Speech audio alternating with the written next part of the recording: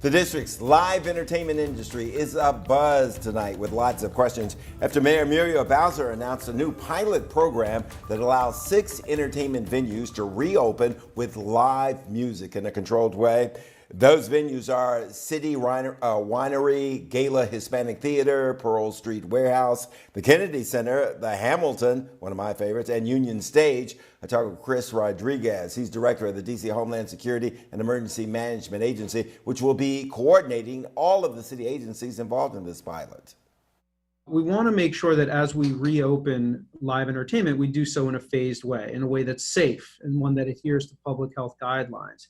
And so we looked at some of the venues that had applied for live entertainment waivers through our process and looked at 6 outdoor venues and 8 indoor venues. And the 6 indoor venues, which not surprisingly carries more risk because you're indoors, are larger spaces. They also have, again, as I mentioned, submitted plans to the district. And now we're inviting them to resubmit their plans based on updated public health guidelines. And it's the same for outdoor venues. We're giving outdoor venues, the 8 that have applied for waivers during through our process, to resubmit their plans based on new public health guidance. Okay, you know the venues that haven't been chosen are going to be yelling politics and everything else.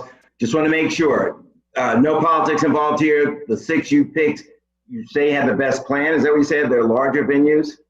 Some of them are larger venues, but for the outdoor venues, those are all of them that have applied for Okay. waivers. And so we're giving them an opportunity to resubmit their plans. You've taken all the outdoor venues that have applied, submitted plans. Okay. Now, my question about the indoor venues, does this hurt the smaller guy who doesn't have as much space?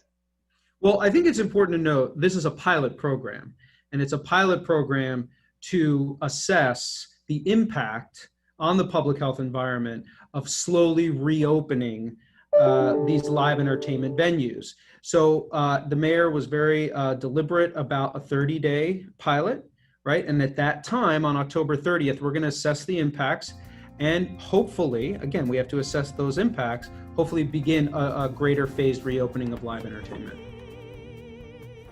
Yeah, a lot of the smaller businesses with live entertainment have already closed for good. We've got the full list of venues for you to check out on our website and WUSA 9 app.